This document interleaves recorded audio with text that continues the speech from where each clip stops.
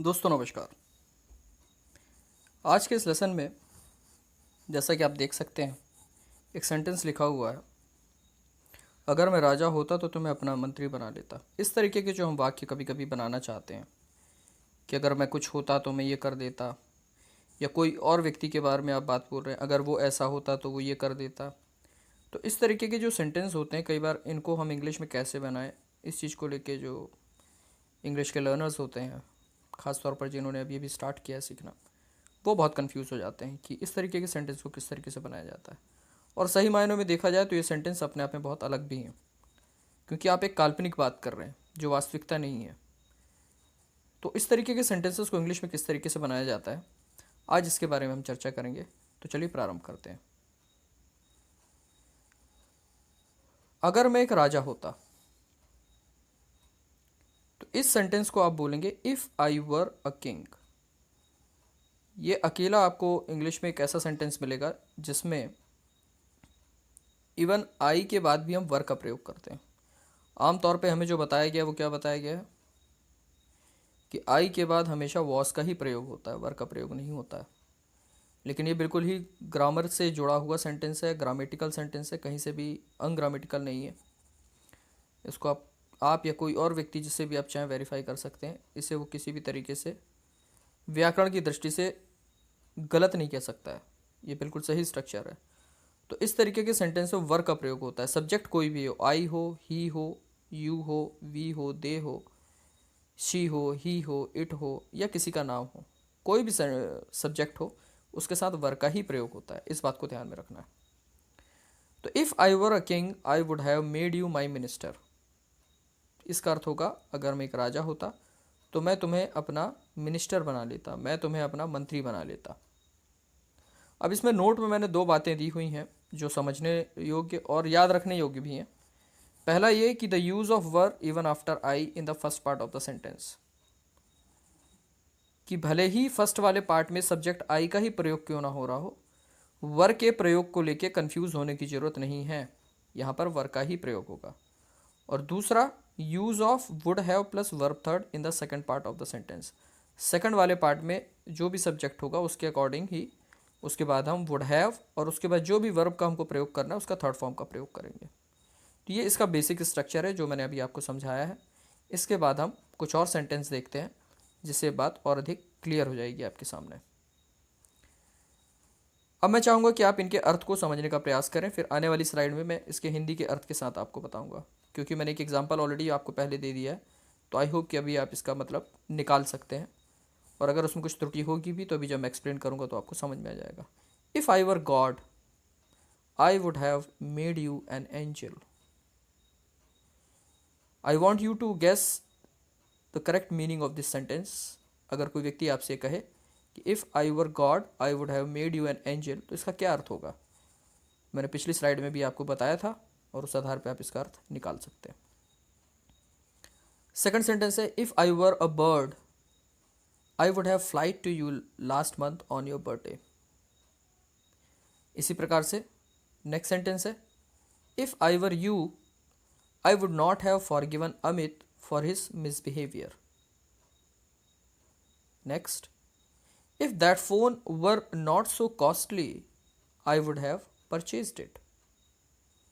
Last sentence, if my favorite actor were not the lead in that movie, I would have left the theater within 10 minutes of its beginning. चलिए देखते हैं इसका हिंदी में क्या अर्थ होगा। पहला sentence, if I were God I would have made you an angel. इसका अर्थ होगा अगर मैं भगवान होता या होती तो तुम्हें एक फरिश्ता या परी बना देता या बना देती। मतलब क्या कि ना तो मैं गॉड हूँ और ना ही मैं गॉड था। लेकिन अगर मैं गॉड होता, अज्यूम कर लिया जाए ये बात कि मान लो मैं भगवान होता, तो उस कंडीशन में मैं तुम्हें क्या करता, मैं तुम्हें एक फरिश्ता बना देता। अगर आप एक लड़का हैं तो आपको फरिश्ता बना देता, आप लड़की हैं तो आपको एक परी बना देता। सेकंड सेंटेंस में बोल रहे हैं if I were a bird, यदि मैं एक पक्षी होता या पक्षी होती तो क्या होता, I would have flight to you last month on your birthday. मतलब पिछले महीने जो तुम्हारा बर्थडे था जिसमें मैं तुमसे मिल नहीं पाया, क्योंकि तुम किसी दूसरे शहर में हो, मैं किसी दूसरे शहर में हूँ। तो उस कंडीशन की बात कर रहा हूँ कि क्योंकि हम जियोग्राफिकली एक दूसरे से काफ़ी दूर थे, मिलना संभव नहीं था, लेकिन अगर मैं एक पक्षी होता तो निश्चित रूप से मैं क्या करता, पिछले महीने तुम्हारे बर्थडे पर उड़कर तुमसे मिलने आ जाता। ठीक है।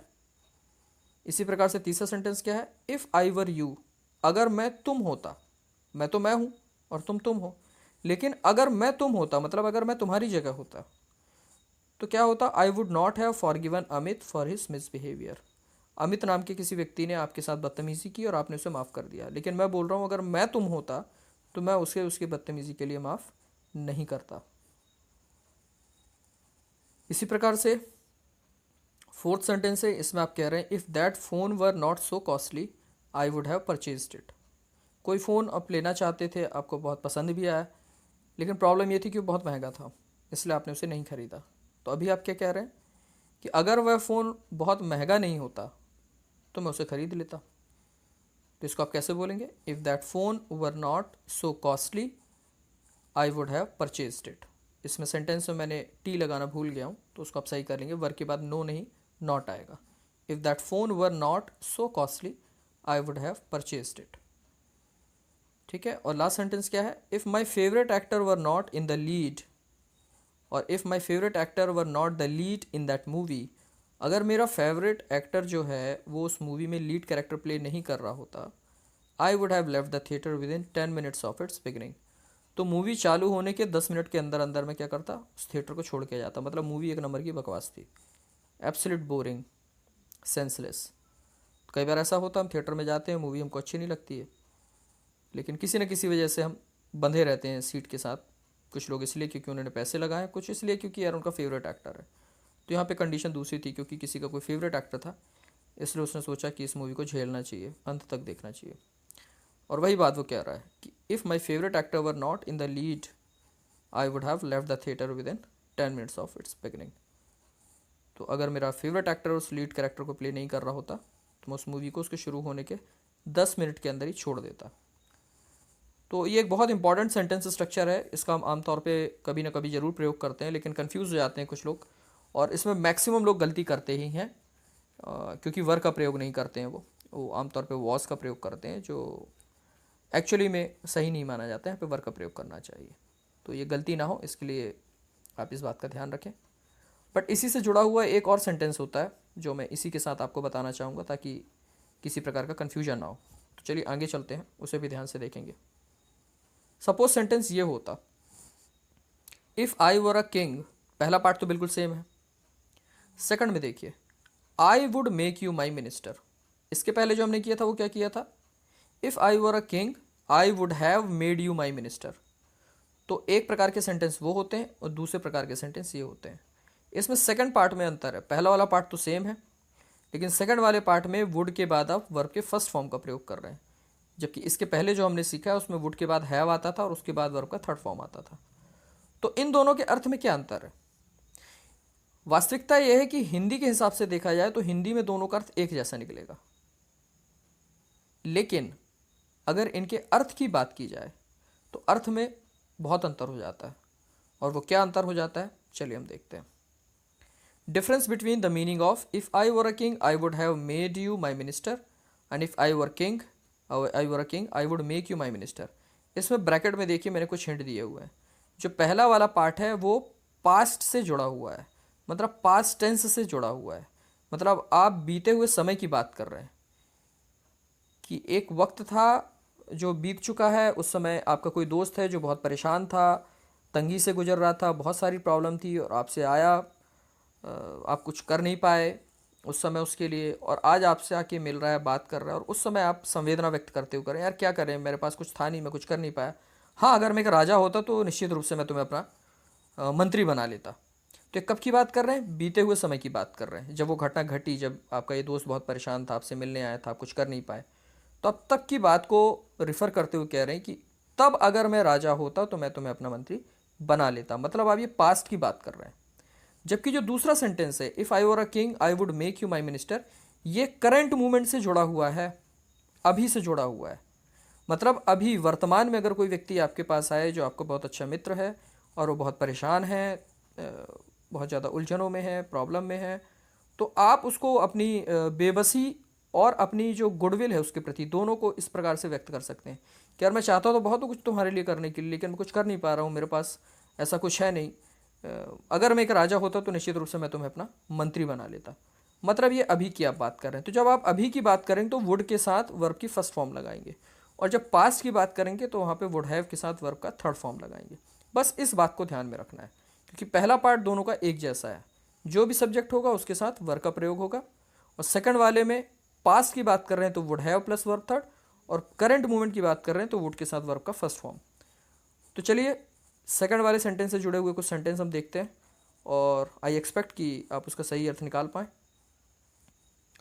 If I were God I would make you an angel. अब ये करंट मोमेंट की बात हो रही है कि अभी इस वक्त जब आप मुझसे मिल रहे हैं, अगर इस समय मैं भगवान होता तो मैं तुम्हें क्या करता, एक फरिश्ता बना देता या एक परी बना देता। ये वर्तमान की बात कर रहा है, वही ब्रैकेट में लिखा वर्तमान में।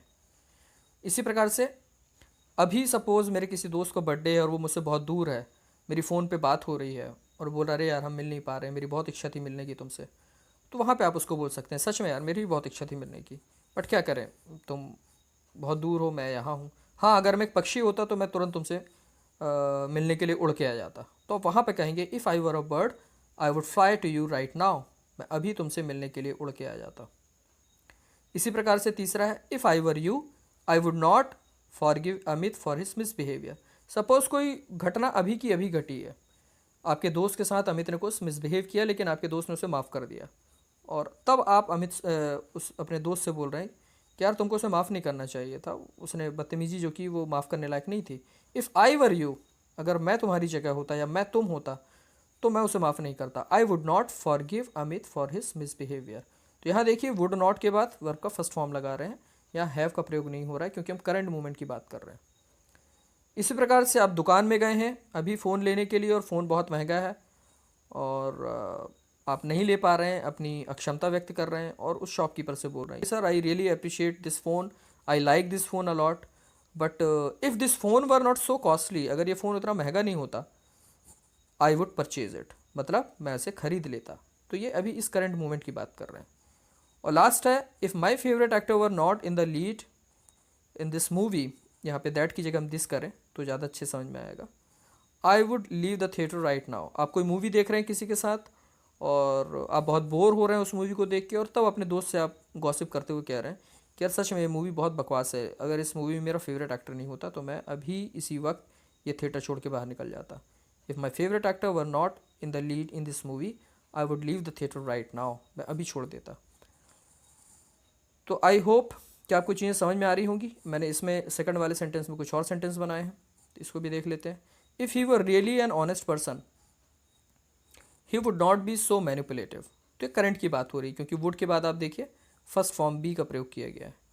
अब आप इसमें कह रहे हैं कि अगर वो व्यक्ति सच में एक ईमानदार इंसान होता तो ही would not be so manipulative. वो इतनी घुमा फिरा के बात करने वाला इंसान, मैनिपुलेटिव व्यक्ति आप उसको कहते हैं जो चीज़ों को सिंपल तरीके से ना रख के घुमा फिरा के बात करता है, उसको आप बोलते हैं मैनिपुलेटिव। तो वो आप किसी के लिए बोल रहे हैं कि वो व्यक्ति अगर सच में ईमानदार होता तो इतना घुमा फिरा के बात करने वाला नहीं होता, इतना मैनिपुलेटिव नहीं होता। तो ये आप करंट मोमेंट की बात कर रहे हैं। इसी को अगर आप पास्ट में कहेंगे तो क्या हो जाएगा, if he were really an honest person he would not have been so manipulative. तो वहाँ पे ये जो सेकंड वाला पार्ट है इसका स्ट्रक्चर चेंज हो जाता। सेवेंथ में क्या कह रहे हैं, if Suresh were not a hard working person I would not support him. Suresh नाम का कोई व्यक्ति जिसे आप जानते हैं, आप उसे सपोर्ट कर रहे हैं, और किसी ने इस बात पे क्वेश्चन किया कि आप उसको सपोर्ट क्यों कर रहे हैं, वो बहुत ही बेकार आदमी है, बहुत आलसी आदमी, इस तरीके से। तो आप उसको कॉन्ट्रडिक्ट करते हुए कह रहे हैं कि नहीं नहीं ऐसा नहीं है।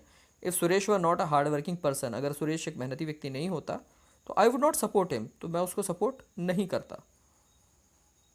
एर्थ में आप कह रहे हैं if this book were not so useful I would not spend so much on it. कोई आपने किताब खरीदी सपोज़ और वो बहुत महंगी है, आप खरीद रहे हैं, बुक स्टॉल पे आपके साथ कोई है और वो ऑब्जेक्ट कर रहा है कि यार इतना पैसा इसमें मत लगाओ, बुक के हिसाब से इतना पैसा देना ठीक नहीं है। तो आप उसे बता रहे हैं कि नहीं नहीं ये किताब बहुत काम की है। If this book were not so useful, अगर ये किताब इतनी यूज़फुल नहीं होती आई would not spend so much on it, मैं इस पर इतना पैसा खर्च नहीं करता। नाइन्थ सेंटेंस में आप कह रहे हैं if you were not so talkative I would admire you more. आपका कोई दोस्त है जो बहुत ज़्यादा बातचीत करता है और कभी कभी आपको उसकी आदत पसंद नहीं आती है, तो आप उसको कह रहे हैं कि यार if you were not so talkative I would admire you more, अगर तुम इतने बातूनी नहीं होते तो शायद मैं तुम्हें और पसंद करता, मैं तुम्हारी और तारीफ़ करता। और लास्ट में आप कह रहे हैं if I were not talented he would not invite me for interview. आपको किसी इंटरव्यू के लिए कॉल किया गया है, आपने कहीं जॉब के लिए अप्लाई किया है और उस पर कुछ लोग क्वेश्चन कर रहे हैं कि यार वो तुम्हारी पहचान वाला है इसलिए उसने तुम्हें बुलाया है और ऐसा है और वैसा है। तो वहाँ पे आप अपनी सफाई दे रहे हैं कि ऐसी बात नहीं है। If I were not talented, अगर मैं टैलेंटेड नहीं होता, अगर मुझ में कुछ अच्छी क्वालिटीज़ नहीं होती, स्किल नहीं होती, ही would not invite me for interview, तो उसने मुझे इंटरव्यू के लिए नहीं बुलाया होता। तो आज के इस लेक्चर में या इस लेसन में मैं यही आपको बताना चाहता था कि इस प्रकार के जो सेंटेंस होते हैं उनको किस तरीके से बनाया जाता है। आपको ये बात को ध्यान में रखना है कि पहले वाले पार्ट में वर का प्रयोग होगा और सेकंड वाले पार्ट में आपको डिसाइड करना पड़ेगा। अगर आप पास्ट से जुड़ी बात कर रहे हैं तो would have plus verb third का यूज़ करना है सब्जेक्ट के साथ, और अगर करंट मोमेंट की बात कर रहे हैं तो वुड के साथ फिर आपको वर्ब की फर्स्ट फॉर्म का प्रयोग करना है। तो आई होप कि आपको चीज़ें समझ में आई हो और आप इसके बाद इससे जुड़े हुए कुछ सेंटेंस बनाएंगे, प्रैक्टिस करेंगे और कोशिश करेंगे जब भी आपको ऐसी बात बोलनी हो तो ये सेंटेंस आपको याद आए और आप उसे बोल सकें, लिख सकें, ताकि आप उसको अपनी रेगुलर रूटीन में ला सकें। तो आज के लिए इतना ही। आई होप आपको चीज़ें समझ में आई होंगी। इन केस कोई कन्फ्यूजन है तो आप कमेंट बॉक्स में आप अपनी क्वेरी रख सकते हैं। अगले लेसन में फिर हम कुछ नई बात लेकर हाजिर होते हैं। तब तक के लिए take care and bye bye.